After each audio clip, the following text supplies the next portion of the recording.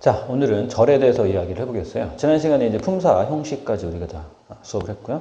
그 절이라는 부분에 대해서 아이들이 이제 보통 이제 중학교 교과 과정이 구가 먼저 나와요. 근데 구가 먼저 나오는 이유가 왜 그러냐면 구가 짧아서 그렇거든요, 사실은. 근데 구가 짧다고 해서 구가 더 쉬운 게 아니에요. 사실 구가 훨씬 어렵고요. 나중에 이제 고등과정으로 이행하는 과정에서 준동사의 개념에 대해서 정확하게 이해를 하고 준동사를 제대로 활용하지 못하면 사실은 고등과정을 제대로 수업을 할 수가 없어요. 그래서 구가 훨씬 더 어렵고 절이 더 쉬운 개념이기 때문에 우리는 절부터 일단 수업을 할 것이고, 사실은 구라는 게 절이 먼저 나왔고 절을 줄인 게 구예요.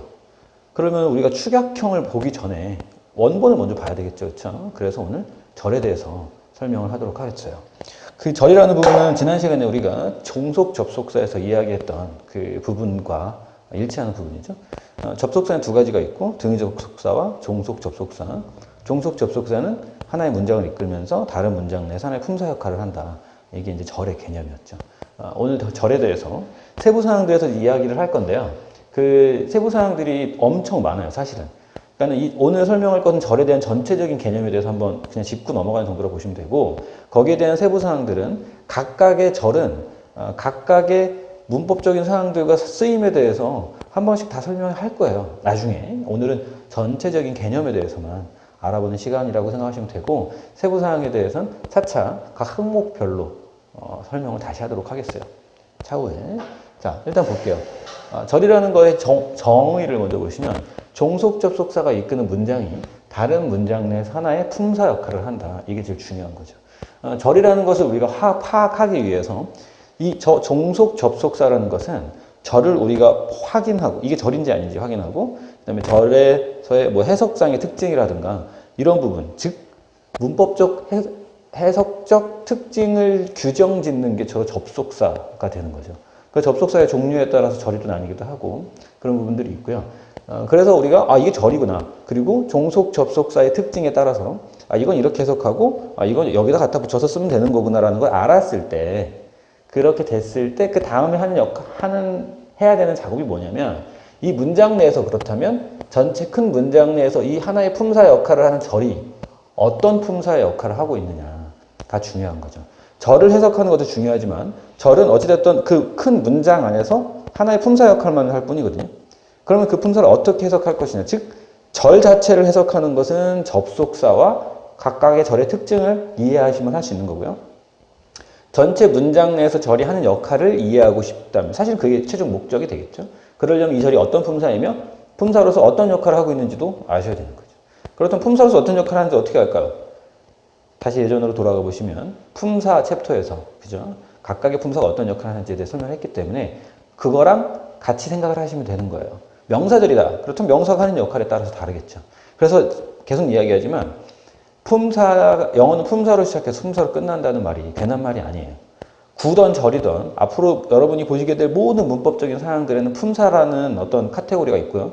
그 문법적인 요소는 품사라는 카테고리 안에서 역할을 하게 되어 있어요. 그래서 첫 시간에 또 품사의 각각의 품사가 하는 역할이라든가 이런 것들이 그렇게 내가 중요하다고 강조를 했던 이유가 되겠죠. 자, 그래서 어떤 품사의 역할을 하는지 품사에 따라서 절을 한번 나눠보도록 하겠어요. 크게 세 가지가 있죠.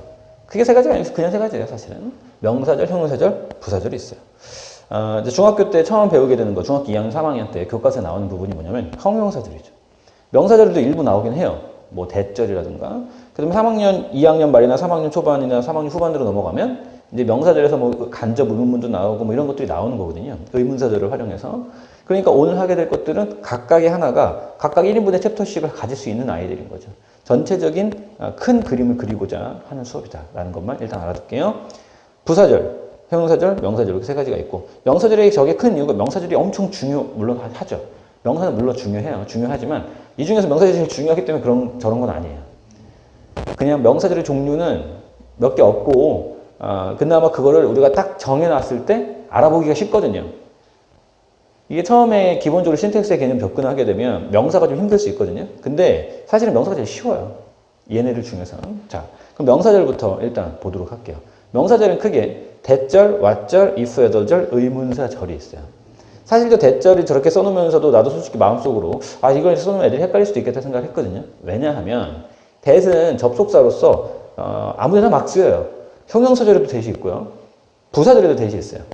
형용사절에만 대시 뭐 두세 개 되고요. 부사절에도 서너 개 돼요. 대절이. 그럼 명사절에 대시 뭐 이렇게 특이하길래 여기다 써놨냐. 명사절은 꼴랑 4개밖에 없거든요. 물론 의문사절이 몇 개 더 있긴 하지만. 그리고 명사절 대절을 중학교 때 가장 처음 보는 대절이기도 하고요. 또 대 중에서 가장 많이 쓰는 것들 중에 하나이기도 해요. 실제로. 그래서 카테고리를 따로 정해놓은 것 뿐이에요. 아시겠죠? 그래서 that, what, if에도 의문사절이 있고요. 여기서 이제 한 가지 또 알아두셔야 될 게 뭐냐면 실제로 이 what절이랑 if 8절은 의문사절에서 나온 거예요. 그래서 사실은 대절이랑 아니면 의문사절 하나만 보셔도 돼요. 근데 이렇게 나눠놨냐. 각각의 쓰임이 약간 다르기도 하고요. 이렇게 딱 정해놨기 때문에 이거 하나는 what은 무조건 명사절이에요. 그렇게 생각하시면 돼요. 그래서 좀 더 공부의 편의를 위해서 이렇게 나눠놨다고 이해하시면 될 거예요. 그리고 의문사는 의문사, 앞으로 이제 우리 수업의 특징이죠. 모든 단어들에 대한 정의를 다 설명을 해줄 거예요. 정리를 해줄 것이고. 여기서 딱히 정리할 게 없었죠. 그렇죠? 종속접수사는 알았고요. 문장도 했고요. 품사도 알았고, 품사가 한 역할도 다 이전에 설명을 한 부분이에요. 명사절은 명사이고 절이니까 절을 위해서 설명했고, 명사는 설명을 했죠. 그렇죠? 그 다음에 that, what, if에도 했는데, 의문사라는 새로운 단어가 나왔기 때문에 의문사에 대한 기본 개념에 대해서 설명을 해드릴게요. 의문사라는 것은 접속사의 한 카테고리의 종류를 통칭하는 이름이라고 보시면 돼요. 의문사에는 크게 3가지가 있어요. 의문 대명사, 의문 형용사, 의문 부사. 의문 대명사가 이끄는 절이 의문 대명사 절이 되는 것이고, 의문사라는 것은 기본적으로 명사절을 이끄는 접속사예요. 명사절을 이끄는 접속사. 그래서 의문사절이라고 시작이 되는 애들은 다 명사절인데 또 얘네들이 웃기는 특징이 뭐냐면 의문사는요. 의문사랑 같은 모양 WH로 시작하는 의문사와 같은 모양이지만 형용사절에서도 쓰여요. 그리고 부사절에도 의문사를 갖다 쓰는 경우들이 있단 말이죠. when처럼. 그렇죠? 그래서 사실은 모양만 보고는 알 수가 없는 거예요. 이 수업의 가장 큰 핵심은 뭐냐면 여기 나오는 접속사를 내가 다 외웠다고 해서 이게 무슨 품사로 쓰이는 건지를 바로 판단할 수 있는 애들은 없다고 보셔도 돼요. what 정도는 있겠네요. what. 뭐 부사절은 몇 개 있긴 하지만. 그러면 어떻게 이게 품사를 판단을 해야 되냐면 전체적인 문장 내에서 한 역할을 보고 판단을 하셔야 되는 거죠. 이해되시죠? 어쨌든 그렇다. 그래서 의문사라는 것은 크게 의문대명사, 의문형용사, 의문부사절로 또 나뉜다. 이런 얘기고요. 이 비슷한 이 분류는요. 형용사절에도 있어요. 그래서 이따가 다시 한번 이야기를 할 거고 사실 형용사절에 대해서 제대로 이해를 못하고 고등학교를 졸업하는 친구들도 많이 있거든요. 그래서 형용사절은 나중에 관계대명사, 관계사 쪽에서 다시 한번 아주 자세하게 다루도록 할 테니까 크게 걱정은 안 하셔도 되겠다. 아시겠죠? 대부터 그렇죠. 형용사절에는 3가지가 있어요. 아까 이야기했던 거죠. 의문사절에 3가지, 형용사절에 3가지예요. 비슷하죠, 이름이. 얘는 의문 대명사, 의문 형용사, 의문 부사. 얘는 관계 대명사, 관계 형용사, 관계 부사예요. 그러니까 사실은 형용사절은 우리가 관계사절이라고도 부르거든요. 이 왜 형용사만 이름이 2개가 있느냐? 형용사절만 형용사절이라고도 하고 관계사절이라고도 하느냐? 요거는 나중에 관계사 쪽에서 자세하게 설명해 드릴게요. 어쨌든 얘도 보시면 이제 이 규칙이 어느 정도는 이해가 되셔야 돼요. 공통점이. 의문이라는 공통된 이름을 가지고 있고 그 뒤에 명사, 형용사, 부사로 다시 나뉘는 거예요. 명사, 형용사, 부사로 나뉘듯이. 그러니까 하위 그룹이라고 보시면 되는 거죠. 마찬가지 형용사절도 관계라는 이름을 공유하면서 대명사, 형용사, 부사로 다시 나뉘어서 쓰이는 거죠. 각각의 특징들은 사실은 각각의 이름이 다 가지고 있어요. 아까도 이야기했지만 이거는 각각 세부 챕터에서 다시 한번 설명을 하도록 하겠어요. 일단 대세 특징을 먼저 볼게요. 뭐 이렇게 써놓긴 했지만 사실은 이거 위에도 몇 가지가 더 있고요. 이것도 대도 사실은 좀 자세하게 들어가 보면 설명할 부분들이 상당히 있지만 오늘 우리가 하는 부분은 그런 부분은 아니다라는 거. 그래서 접속사 해석을 하지 않아요. 대세 특징. 저게 사실 굉장히 중요한 특징입니다. 접속사를 종속 접속사를 전체적인 부분을 다뤄야 하는 오늘 예를 들면 우리가 품사에서 가장 중요한 개념이라는 것은 품사는 단어에 국한된 개념이 아니라는 거였죠. 오늘 절에 대해서 전체적으로 접속사에 대해서 접근하는 오늘 여러분들이 가지셔야 할 가장 큰 개념, 이해해야 할 가장 큰 개념은 뭐냐면 이런 거예요. 접속사의 특징들을 우리가 하나씩 안다고 해서 사실은 그것을 문장 내에서 찾아낼 수 있는 게 아니라는 거죠. 전체 문장 안에서 접속사로 접근해야 된다는 거. 첫 번째. 두 번째가 뭐냐면 지금 아까 하려던 얘기인데요. 두 번째가 뭐냐면 이 절이라는 접속사라는 거의 특징. 이 많은 접속사의 특징들을 다 하나씩 외워야 하나요? 물론 외워야 하죠. 외워야 하지만 공통점이 있어요. 쉽게 이해할 수 있는. 아까 이야기했던 의문사나 관계사는 똑같이 대명사, 형용사, 부사로서 쓰인다. 뭐 이런 것들이죠. 그죠? 공통적인 부분들이 있거든요. 접속사를 해석하느냐 안 하느냐, 접속사 자체에 고유한 의미가 있느냐 없느냐도 굉장히 중요한 전체적인 내용을 이해하는데 필수적인 부분이 돼요. 자, 보세요. 여기 이제 명사들을 다 설명을 하고 나면 대충 제가 무슨 말 하는지 눈치를 채는 분들 있을 거고, 눈치를 못 채면 설명 들으시면 돼요. 자, 대절의 특징 보시면 접속사 해석을 하지 않아요. 그리고 왓절은요, 1번만 보시는 거예요. 무엇 또는 것을 해석을 해요. 해석을 해요. 명사절 대신 해석을 하지 않고요, 대 자체를. if 해설절은 뭐뭐인지 아닌지로 해석을 해요. 해석을 해요. 의문사절은 접속사 각각 해석해요. 의문사절에 접속사가 워낙 많기 때문에 다 쓰지는 않을 거고요. 아까 이야기했지만 다음에 의문사 챕터에서 다시 한번 이야기를 할 것이고, 접속사 각각 다 해석을 해줘야 돼요. 특징들을 간단하게 보셨어요? 해석에 대한. 이 4개 중에서 접속사 생략이 가능한 애가 딱 하나밖에 없거든요. 그게 뭐냐면 대절이에요. 이게 이 접속사의 특징은 명사절 대세만 국한된 게 아니에요. 공통적인 특징이 있다고 했죠. 접속사에는. 그게 뭐냐면 사실 영어 전체적인 문법이나 뭐 의미나 영어 전체적인 내용에서의 공통점 중에 하나예요. 해석이 안 되고 자체로 그 자체에 해석이 없으며 그게 생략이 되더라도 문법적인 오류가 생기지 않는 상황이라면 다 생략할 수 있어요. 그러니까 기본적으로 이제 앞으로 지금까지 들어온 것도 그렇고 앞으로 들을 많은 생략이라는 말들이 있을 거예요. 이것도 생략하나? 이거 생략했던가 안 했던가 막 기억하려고 고민하시기 이전에 오늘 하는 기본 개념을 잘 들으시면 공통점을 찾아서 그 공통점을 활용해서 이해할 수 있는 부분이 있다는 얘기죠. 앞으로 여러분이 듣게 될 접속사의 생략이라는 말은 100% 접속사의 생략이 가능하다는 말은 해석이 안 되는 애거나 해석이 되더라도 그걸 생략했을 때 문법적 오류가 안 생기는 경우에만 생략하는 거예요.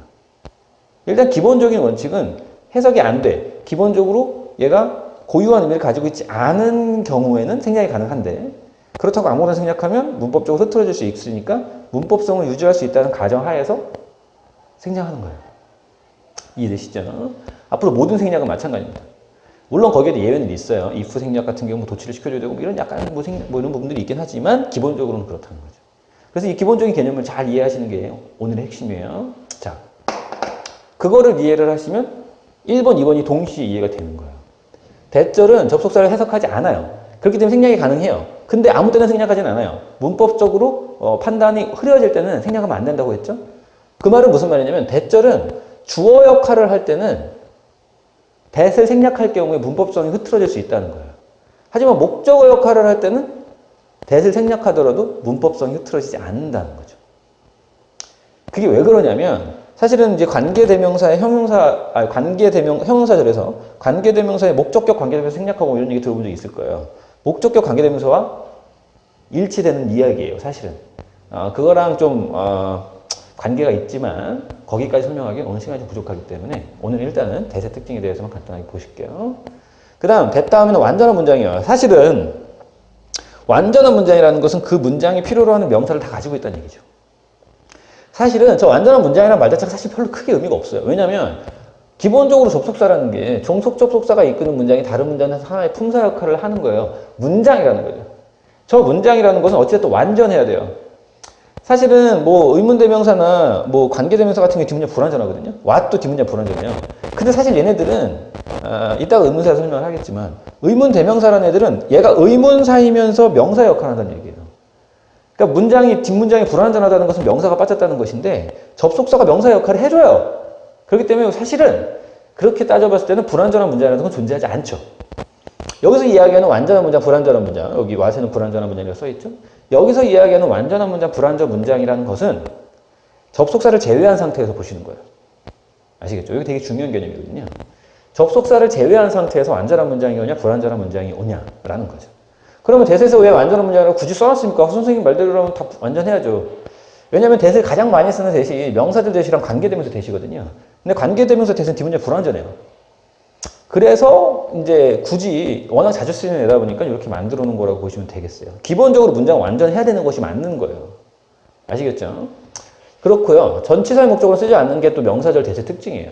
명사의 역할 중에 보시면 동사의 주어, 목적어, 보어, 준동사의 목적어 또는 보어, 그리고 전치사의 목적어가 있죠. 그죠? 근데 전치사의 목적어는 명사니까 얘도 쓸 수 있어야 되는데 이 that은 쓰지 않아요. that은 명사절에 전치사의 목적어로는 쓰지 않는다. 이것도 특징, 이거는 일정 예외 같은 거죠. 특징이니까 알아두시고요. 근데도 예외가 또 있어요. 인댓이라는 애가 있는데 인댓은 사실은 요새는 거의 부사절의 접속사로서 부사절의 접속사처럼 써요. 별로 명사절이라고 생각 안 하셔도 되고요. 인댓하고선 어쩌고저쩌고 문장이 나와서 이렇게 되는 경우는 해석이 정해져 있어요. 뭐뭐라는 측면에서 또는 뭐뭐를 고려할 때 뭐 이 정도. 그래서 얘는 예외니까 수거처럼 암기를 해두시면 되겠어요. 이해되시죠? 그러면은 대절에 뭐 예문을 한번 써볼까요? 간단한 거 써볼게요. 여기 칸이 그렇게 넓지 않아서 I know that he is rich. 뭐 이런 거. 그러면 자 우리가 처음에 했던 것처럼 그죠? 형식에서 했던 것처럼 마찬가지 형식 분석을 해볼게요. I가 주어고요. know가 동사예요. that부터 reach까지가 전체적으로 목적어 역할을 하고 있는 것이죠. 그렇죠? 그래서 that부터 reach까지가 목적어 역할을 하기 때문에 비로소 우리 명사절이라는 걸 알 수 있는 거예요. 이게 대시니까 명사절이에요. 그게 아니에요. 아시겠죠? that은 형용사에도 있고 부사에도 있어요. 목적어 역할을 하기 때문에 비로소 명사절이라는 걸 알 수가 있는 거고 명사절이다. 그러면 이 특징들이 다 들어가 있는지 확인을 해볼게요. 자, 일단 that을 해석하나요? 나는 그가 부자라는 것을 알아. 것으로 해석이 되는데요. 하지만 기본적으로 명사에서 것은 그냥 아무나 붙일 수 있어요. 그렇기 때문에 해석이 안 된다고 보셔도 되는 거고요. 그 다음에 목적어 역할을 하고 있죠. that을 생략할 수도 있어요. 이건 목적어니까. 그리고 완전한 문장이냐? he가 주어고 is가 동사고 reach니까 완전하네요. 동사가 비동사인데 얘는 주어랑 보어가 있으면 되거든요. 근데 보어 있고 형용사. 그 다음에 명사인 주어가 있네요. 그러니까 얘는 동사가 필요로 하는 애를 다 가지고 있기 때문에 완전한 문장이 되는 거죠. 이해되시죠? 그 다음 전체사의 목적 이건 뭐 해당 사항이 없고요. 여기까지 되세요?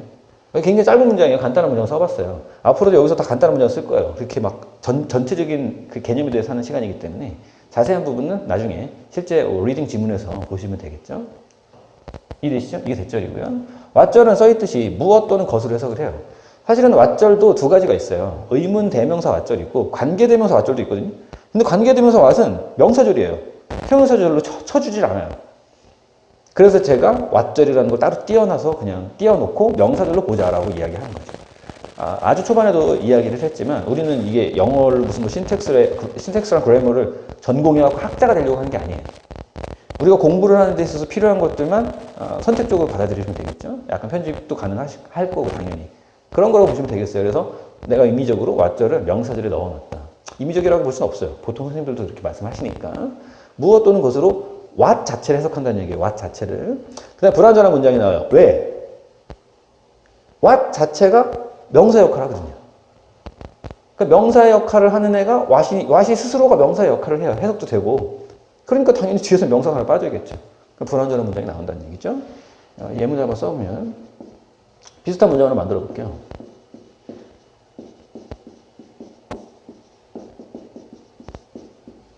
예를 들면 보세요. I 주어고요. no 동사. What he likes가 목적어예요. 그렇죠? 그렇기 때문에 얘는 명사절이라는 걸 알 수 있고 또한 what절은 무조건 명사절이에요. 그러니까 명사절이라는 걸 그냥 봐도 알 수 있겠죠. 명사절이고요. 그럼 해석해 볼까요? 나는 그가 좋아하는 것을 알아. 가능하겠죠? 또는 나는 그가 무엇을 좋아하는지를 알아. 이것도 가능하겠죠. 그렇죠?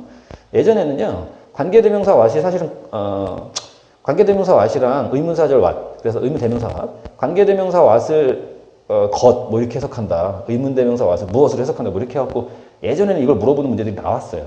내가 고등학교 때도 나왔고요. 불과 한 4, 5년 전까지만 해도 대체대명사 많이 나왔어요. 근데 요새는 안 나와요. 그러니까 두 개를 사실 구분하는 게 크게 의미가 없거든요. 그렇기 때문에 뭐 크게 그 해석에 대해서 뭘로 해야 되나요? 너무 고민하진 않으셔도 돼요. 왓절은 무조건 명사절이라고 판단하시면 되는 거고요. 불완전한지 볼까요? he 주어고 likes가 동사죠. like는 무슨 뜻이냐? 자, 다시 한번 이야기할게요. 문장의 완결성을 판단하는 것은 그 문장에서 필요로 하는 명사가 다 있느냐 없느냐예요. 그럼 여기서 like는 무슨 뜻이냐면 좋아한다는 뜻이죠. like라는 뜻이 좋아한다는 뜻이 완전해지려면 주어가 있어야 되고 목적어가 있어야 되는 거죠. 주어는 있는데 목적어가 없네요. 그냥 뒷문장이 완전한 거예요? 불완전한 거예요? 불완전하죠. 근데 이 목적어 역할 누가 해주는 거예요? 사실 what이 해주는 거예요. 삼형식 해석 어떻게 해요? 주어가 목적어를 동사하다죠. 그가 무엇을 좋아하는 이해되시죠? 그래서 사실은 이 what이 목적어 역할을 해주고 있는 것이죠. 그래서 내가 아까 이야기했던 안전하다 불안전하다는 접속사를 뺀 상태에서 이야기하는 거예요. 접속사를 포함하면 사실은 다 안전해요. 근데 이제 그건 약간 헷갈릴 수 있으니까 일단 우리 저렇게 알아두도록 하겠어요. 그다음 if, whether 같은 경우에는 선생님 if는 부사절로 많이 쓰지 않나요? 그건 맞아요. 맞는 얘기인데요. if, whether는 원래 이제 whether 때문에 if가 따라 나온 경우라고 보시면 돼요. 이게 무슨 말이냐면 whether 앞에 뭐가 붙어 있어요? wh 붙어 있죠. 이게 사실은 의문사예요. 의문사고 whether는요. 의문사 중에 얘네들은 wh 퀘스천이라고 의문사 있는 의문문 우리가 보통 이야기하는 그죠?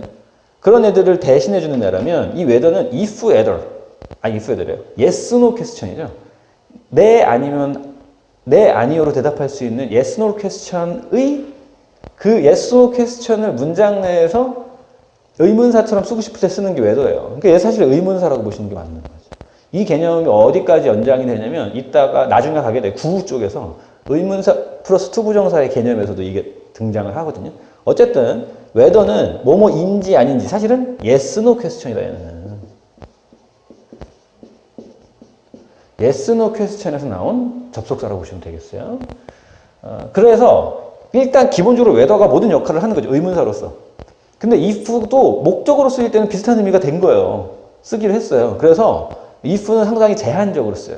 주어로는 못 쓰고요. 이거 이외에도 여러 가지가 있어요. 의문사 플러스 투부정사. whether를 활용한 의문사 플러스 투부정사 만들 수 있거든요. 근데 if는 또 의문사 플러스 투부정사가 안 돼요. 그리고 whether 같은 경우는 or not이 접속사 바로 뒤로 올 수도 있거든요. 근데 if는 또 그것도 안 돼요. if 절에 or not이 못 옵니까? 그건 아니에요. 올 수 있는데 or not을 문두로 못 땡겨온다는 얘기거든요. 이것도 나중에 마찬가지로 자세하게 설명할 일이 있을 거예요. 그 챕터에서 다시 한번 설명을 하도록 하고요. 그래서 if, whether가 특히 if가 약간 헷갈려요. 그리고 whether 같은 경우에는 사실은 명사도 되고 부사도 명사절의 접속사로도 쓰이지만 부사절의 접속사로도 쓰여요. 그럼 뭐가 차이가 있습니까? 해석도 다르고요. 명사절은 문장 내에서 필수적인 문장의 뼈대 역할을 하겠죠. 부사절은 부사가 무슨 역할을 하나요? 명사 빼고 나머지 수식하는 역할을 하죠. 뭔가 수식하는 역할을 할 거예요. 그러면 이 whether라는 애는요. 품사를 확실하게 알았을 때 정교한 해석이 되느냐 안 되느냐에 굉장히 극명한 예시를 만들어줄 수 있는 애라고 보시면 되는 거죠. 이해되시죠? 그거는 나중에 또 보시게 될 거예요. 예문 한번 써볼까요? I know는 안 돼요. 왜? 뭐뭐인지 아닌지 내가 몰라갖고 물어보는데 알면 되겠어요? 안 되겠죠. 그래서 보통은 if, whether는 know의 목적어로나 뭐 이런 거 확정된 대상의 목적어로는 쓸 수가 없어요. 어쨌든 나는 이런 거 가능하다는 거고요. 이 if는 지금 보세요. 주어, 동사, 이 목적어죠. 목적어 역할을 하기 때문에 if도 되는 거고 whether도 되는 거예요. 그러면 마찬가지로 볼까요? 뭐뭐인지 아닌지 해석이 되는지. 만약 그가 부자라면 나는 궁금해. 이거 말이 안 되잖아요. 나는 그가 부자인지 아닌지가 궁금해. 이렇게 되는 거죠. 이해되시죠? whether도 마찬가지 같이 쓰이는 거고. 주어 자리 아니니까 if도 쓰일 수 있는 거고. 아시겠죠? 그래서 요거 명사절, if, whether절 여기까지고요. 그 다음에 의문사절 하나. 의문사절 중요한 부분이죠. 자, 보세요. 자, 의문 대명사절은요. 아까 이야기했죠? 의문사랑 관계사, 즉 형용사절이랑 의문사절이랑 품사가 다르지만 공통점이 있어요. 대명사, 형용사, 부사, 대명사, 형용사, 부사라는. 그쵸?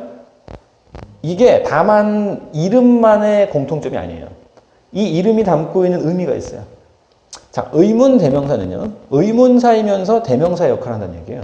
근데 의문사는 명사절에 속하는 애죠. 관계 대명사는요. 관계사이면서 명사 역할을 한다는 거예요.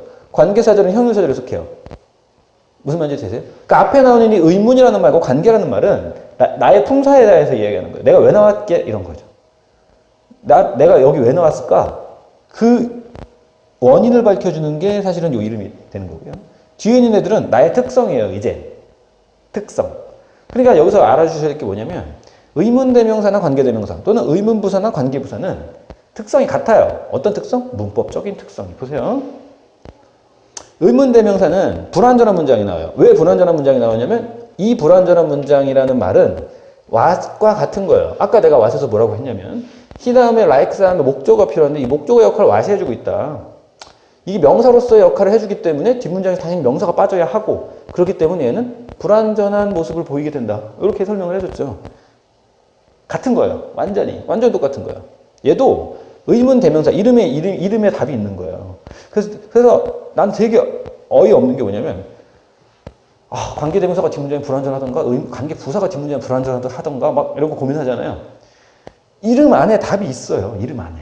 품사의 개념을 이해하시면. 관계대명사는 명사 역할하니까 뒷문장이 불완전한 거예요. 관계부사는 관계부사 자체가 부사 역할을 하기 때문에 뒷문장이 완전하겠죠. 똑같은 거예요. 물론 사실은 이 의문 대명사와 관계 대명사의 포메이션, 즉 얘네가 이제 만들어지게 되는 프로세스 자체는 좀 달라요. 다르지만 엔드 리절트는 같다는 얘기죠. 뒷문장이 불완전하다. 왜? 왜 불완전하다? 이게 중요한 거. 왜 불완전하냐면 의문 대명사가 스스로 명사 역할을 하기 때문이죠. 의문 대명사에는 어떤 애들이 있냐면 뭐 who라든가 whom, which, what 이런 애들이 의문 대명사가 되는 거죠. 이런 애들이 뒤에 불완전한 문장이 온다. 의문 형용사는 뒷문장이 완전해 보이는 문장. 요거 약간 애매하게 들리실 수 있는데요. 완전해 보이지만 실제로는 불완전한 그런 문장이 와요. 이 형용사가 무슨 역할을 하냐면 명사를 수식해주는 역할을 하죠. 한마디로 얘는 뒷문장에서 뭘 빼왔다는 얘기냐면 형용사를 빼왔다는 얘기예요. 그러니까 얘는 의문사는 물어보고 싶은 걸 빼는 거거든요. 걔가 뭘 좋아하는지 모르니까 그걸 빼고 얘를 넣은 거예요. 네가 채워줘 이런 얘기라고요. 얘는 형용사를 뺀 거죠. 근데 형용사가 무슨 역할을 하냐면 명사를 수식해주는 역할을 하는 거예요. 그러니까 그 수식을 받는 명사에서 어쨌든 수식을 받아야지만 그 명사는 완전한 거예요. 거리라는 게 중요한 게 아니고 프리티 거리라는 게 중요한 거다 이거지. 근데 거기서 뭘 빼는 거니? 프리티를 빼는 거예요. 그러니까 완전해 보여요 문법적으로. 하지만 완전하지 않은 거죠. 그래서 완전해 보이는 문장이라고 라는 표현을 하고요. 의문 형용사에는 어떤 것들이 있냐면 which, what, whose 이런 애들이 의문 형용사예요. 뒷문장이 완전해 보이죠. 의문 부사는요. how, when, where, why 이런 애들. 의문 부사고요. 이름에 써 있지만 의문사니까 명사절을 이끌 돼. 의문 부사이기 때문에 부사 역할을 하기 때문에 뒷문장은 완전한 문장이 온다. 무슨 말인지 되시죠? 이해를 돕기 위해서 더 간단한 문장을 써볼게요. 예를 들면 의문 대명사. 아까 사진에 그 의문 대명사를 보실 수도 있지만 여기에 넣어서 한번 써볼게요. 여기도 마찬가지 노운 쓰기 조금 애매할 수 있어요. 나는 궁금해. Who he is. 그가 누구인지가 궁금하다는 얘기죠. 주어, 동사, 이 목적어고요. 아까 이야기했죠. 각각 해석한다. 이게 되게 중요한 말이거든요. 의문사절에 의문사 생략할 수 있겠어요? 못해요. 얘가 빠지면 해석이 안 돼요. that은 해석을 안 해. 빠져도 돼. 이해되시죠? 그래서 여기서 마찬가지. he가 주어고 is가 동사인데 여기 뭐가 빠졌냐? 보호가 빠졌어요. 보호 역할을 누가 해주냐면 who가 해주는 거죠. 명사로서. 그러니까 뒷문장이 완전히 불완전한 거죠. 이해되시죠? 이제 다 이해가 되실 거예요. 근데 여기 의문 형용사는 잘 보세요. 여기는 똑같은 문장을 쓸 수가 있는데 보세요.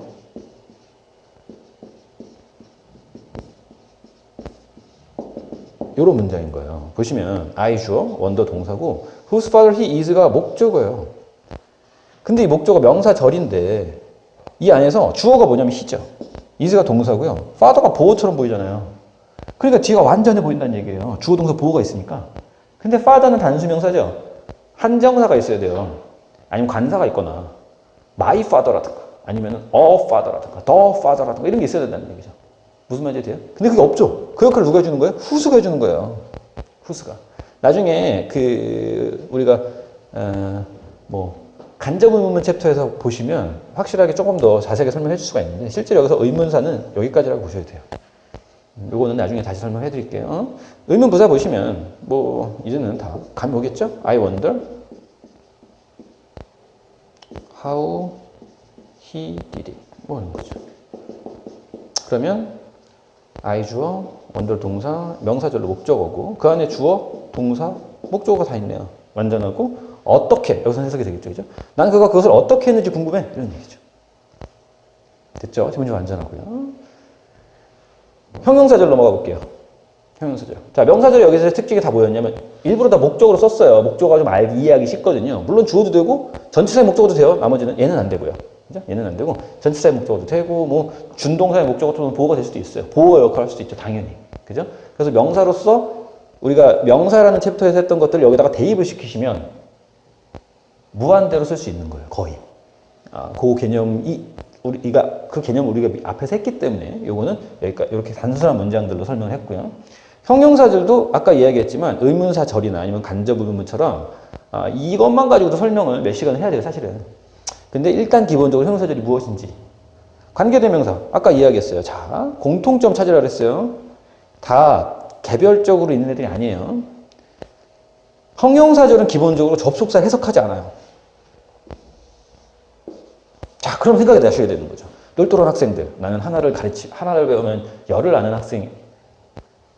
열을 아니라도 돼요. 하나를 알아서 둘이라도 아는 애들은 이해하셔야 돼요. 이게 생각이 나셔야 돼요. 접속사 해석을 안 한다는 말은 얘는 특정 조건이 갖추어졌을 땐 생략을 할 수 있다는 얘기예요. 이해돼요? 사실은 이제 관계 형용사절 같은 경우에는 해석하기 약간 애매한 부분들이 있어요. 그리고 관계 형용사란 말 자체가 조금 와닿지 않을 수도 있어요. 왜냐하면 중학교 때 배우는 게 관계대명사랑 관계부사밖에 없거든요. 관계 형용사는 소유격 관계대명사라는 말로 선생님들이 설명을 해줘요. 어쨌든 보세요. 또한 이거 보세요. 이름과 마찬가지로 특징이 같은 거예요. 이름이 뭐니까? 얘는 관계대명사야. 관계라는 말은 형용사절이라는 얘기야. 대명사라는 말은 이 자체가 명사 역할을 한다는 얘기예요. 그래서 뒷문장이 완전하겠니? 불완전하겠니? 불완전하겠죠. 왜? 명사를 뺐거든. 얘는 부사를 뺐어요. 뒷문장이 완전하겠죠. 똑같은 거예요. 아시겠죠? 이게 칸이 좁음에도 불구하고 일부러 우겨 넣었어요. 전체적인 이해를 하시라고요. 아시겠죠? 너네들이 그동안 단편적으로 외워왔던 문법적인 지식들은 물론 외워두면 도움이 되겠지만 그것들을 잘 오거나이즈 해가지고 활용하지 못하면 진짜 아무것도 아니거든요. 그것들을 오거나이즈 하는 거에 그것들을 잘 긁어 모아가지고 잘 구성해서 내 걸로 만들어서 활용하는 거에 대한 기본적인 원칙은 너네들이 알고 있는 세상에 대한 상식에서 크게 어긋나지 않아요. 그 이야기를 하고 싶은 거예요. 그 이야기. 절이라는 것도 접속사라는 것도 각각의 특징들을 공유하는 부분이 당연히 있고 이름 안에 그 의미가 있으며 그 의미를 이해하면 각각의 특징들도 유추해낼 수도 있는 거예요. 어느 선에서? 상식선에서. 그렇기 때문에 하나의 단편적인 지식만을 보고 나머지를 판단하려고 하시면 안 되는 거죠. 전체를 아우르는 일반적인 제너럴한 법칙들이 있다는 얘기죠. 아시겠죠? 그게 핵심이에요. 자, 관계되면서 보시면 비슷한 거죠. 뭐 뒷문장 불완전해요. 왜? 명사 역할을 하거든요. 관계대명사에는 뭐가 있냐면 who도 있고 whom도 있고 which도 있고 what도 있는데 what은 저기 what자를 썼으니까 뺄게요. 그 다음 뭐가 있냐면 that이 있어요. 이 that이 이제 관계대명사 that의 특징 중에 하나인 거죠. 그죠? that이 관계대명사에도 있어요. 그래서 예를 들면 얘도 예문을 써보면 이렇게 되겠죠.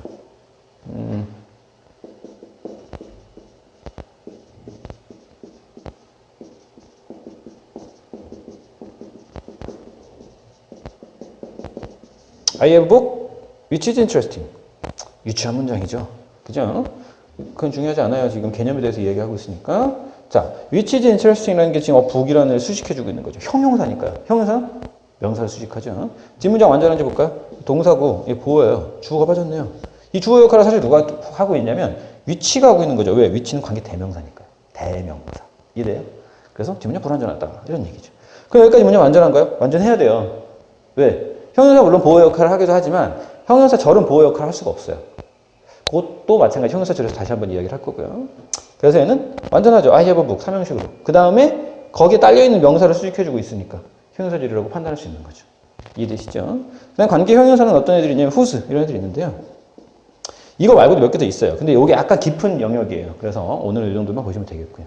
그다음에 관계 부사도 같아요. how, where, why, when 다 같은 애들이에요. 얘랑 의문부사랑 그쵸? 얘도 똑같고요. 위치랑 여기 의문 형용사에 있는 게 관계 형용사는 없네요. 이야기했죠? 이거 좀 깊은 영역이에요. 아직 사실은 국내 고등 문법에서 다루지 않는 부분들도 있어요. 이해하는. 그래서 그런 부분들은 제외하고 간단하게 볼 수 있는 부분을 보고 넘어가자는 얘기고요. 이렇게 되는 거죠. 그래서 얘네 전부 다 특징이 뭐냐면 접속사를 해석하지 않아요. 그래서 목적격 관계대명사는 생략이 가능한 거고 주격 관계대명사 플러스 비동사도 생략이 가능하고 비동사도 생략이 가능하네요. 왜? 비동사도 딱히 해석을 하지 않거든요. 다 공통점이 있는 거예요. 아시겠죠? 그 다음 관계부사도 생략이 가능해요. 뻔할 때. 이것도 나중에 의문사랑 같이 엮어서 설명해 드릴 거예요. 그래서 관계 형용사절은 뭐 예문 써보면 이렇게 되겠죠?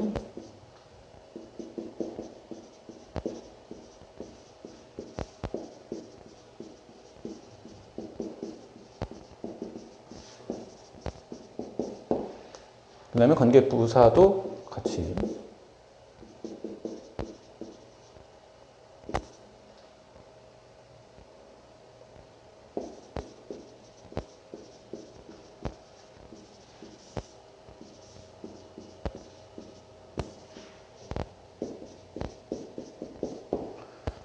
뭐 이런 거죠. 그래서 위에 문장부터 보시면 나는 한 소년은 아는데 그 소년의 아빠가 똑똑해 이런 얘기죠. 그럼 주어가 뭐냐면 father예요. 동사. 유승이 완전한데요? 완전해 보인다니까요. 아까 얘기했죠? father. 일부러 같은 father를 쓴 거예요. father 앞에 어나 더나 my father, his father 이런 애들이 있어야 되는 거죠. 없죠. 그래서 얘는 완전해 보이지만 불완전하다. 이런 얘기고요. 그 다음에 관계부사 같은 경우에는 I have a house. 난 집을 하나 갖고 있는데 나의 모든 것들이 거기에, 나의 모든 물건들이 거기에 보관되어 있어. 뭐 이런 얘기예요. 거기에, 선생님 거기에라고 해석하셨잖아요. 그거는 그냥 임의적으로 한 것 뿐이죠. 실제로 해석하면 어떻게 되냐면 나는 나의 모든 것들이 보관되어 있는 집을 가지고 있어. 이렇게 해석하셔야 되는 거죠. 왜요? 해석하나요? 안 하나요? 안 했죠. 여기서는 how, 아까 해석했죠? 어떻게. 얘는 해석하면 안 되는 거죠. 왜? 형용사절이니까. 형용사절은 접속사를 해석하지 않아요. 이해되시죠? 뒷문장 볼까요? my 굿즈 주어. 이게 동사네요. 완전해요. 수동태로. 이해되시죠? 관계 부사절이에요. 그 다음 이제 마지막으로 부사절을 보시면 부사절은요. 특징을 제가 하나밖에 안 썼어요. 왜냐하면 사실은 부사절이 굉장히 중요해요. 굉장히 많이 쓰이는 애들이고요. 부사절을 우리가 주로 쓰는 애들을 한번 쭉 모아보면 4, 50개 돼요. 많이 쓰는 애들이. 그러면 여기서는 뭐 몇 개 안 돼. 이거 많이 쓰는 것 같지만 사실 몇 개 안 돼요. 명사절 다 해봐야 10개도 안 되고요. 관계사절 다 해봐야 얘도 뭐 10개 넘겠네요? 10몇 개 되고 얘 다 해봐야 10개 내외예요 다. 근데 부사절의 접속사는 5, 60개가 돼요. 자주 쓰는 것만 해도 4, 50개고요. 그래서 부사절의 접속사는 사실은 접속사를 나열해갖고 특징들을 써주기가 힘들어요. 근데 또 다행인 건 뭐냐면 부사절의 접속사들은 문법적인 특징들을 그닥 특별히 가져가 있지 않아요. 해석만 하시면 돼요. 그건 뭐랑 같은 거냐면 품사에서 부사를 우리가 생각했을 때와 같은 거죠. 품사에서 부사를 생각해 보시면 명사 빼고 나머지는 그냥 수식이잖아요. 그러니까 수식해주니까 자기의 의미만 해석이 되면 쟤는 되는 거예요, 그냥. 그래서 부사절의 접속사도 공통적인 특징만 이해하고 넘어가시겠다. 부사절의 접속사의 특징, 공통된 특징은요. 접속사를 100% 해석한다는 거예요. 생각하셔야죠. 부사절 접속사 생략할 수 있겠어요, 없겠어요?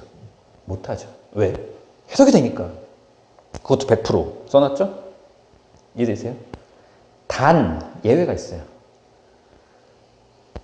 절대로 해석해야 되고 절대로 생략하면 안 되는 접속사인데 쟤를 생략해야 되면 그거 되게 큰 걸 줘야겠죠. 대가로서. 그쵸? 그래서 잘 들으세요. 명사절은 생략을 안 하고 기본적으로는 하는 애도 생략을 하는 애도 접속사 해석이 안 되는 애만 해요. 안전하게. 형용사절은 기본적으로 접속사 해석을 안 해요. 그러니까 조건만 맞으면 그냥 다 생략이 가능하거든요. 부사절의 접속사는 100% 해석을 해야 되는데 그럼에도 불구하고 쟤를 생략하는 경우들이 생긴단 말이에요. 그래서 엄청나게 큰 대가를 줘야 하는 거예요. 그래서 만든 게 분사구문이에요. 아시겠죠? 물론 if를 그냥 부사절에 if 생략하고 도치시키는 경우도 있어요. 그때 도치를 시켜줘요. 어마어마한 대가죠. 얘네들은 생략한다고 뭐 달라지는 게 없어요, 사실. 얘 뭐 대 생략한다고, 이거 생략한다고 없어지는 거 없고 달라지는 게 없어요. 형용사들도 마찬가지로. 근데 저 부사절 접속사는 생략하면 안 되거든요. 생략하면 안 되는 애를 생략하니까 큰 대가를 주는데 그게 바로 뭐다? 분사구문이다. 아시겠죠? 그래서 그래, 너의 부사절을 접속사에 생략하면 안 되는 애를 생략하니까 챕터를 하나 따로 만들어주마. 그래서 분사구문이라는 챕터를 새로 만든 거죠. 아시겠죠, 여러분? 그래서 일단 여기까지 필기를 하시고 절에 대해서 설명을 마무리하도록 하겠어요.